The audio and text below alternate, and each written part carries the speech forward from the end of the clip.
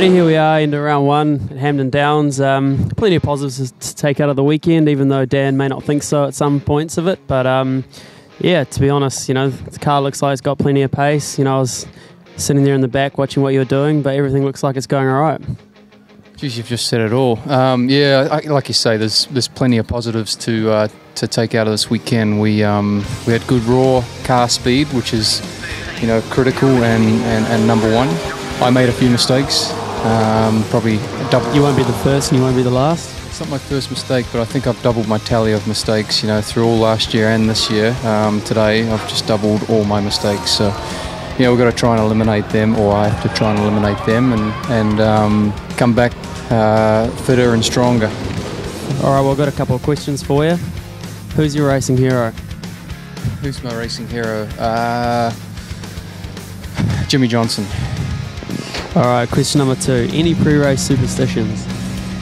I have Lucky Racing socks. They're pretty old now. I've had them for a few years, and yeah, they're obviously the Nomex fireproof socks, and I use them week in, week out.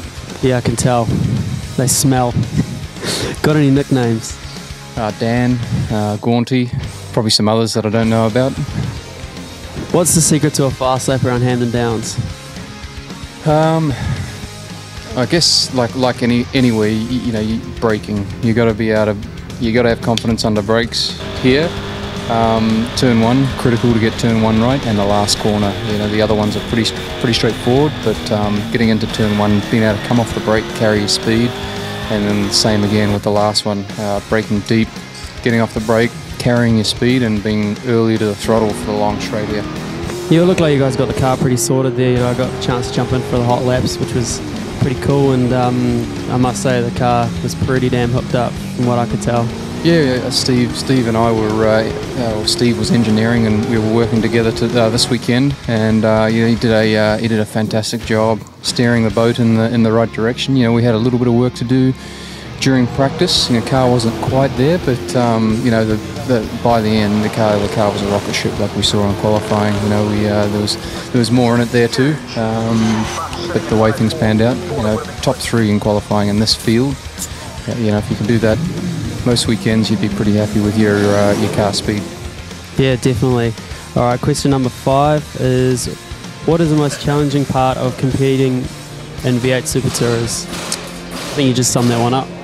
Well, I guess the competition, you know, like if you're slightly off your game, like I made a small mistake with McIntyre in race 1 this weekend, and it cost us the whole weekend. You know, it was a weekend that could have been. We could have come away with a handful of podiums, so you know, it's a weekend that could have been, and the racing is tough. If you make one small mistake, you're punished severely.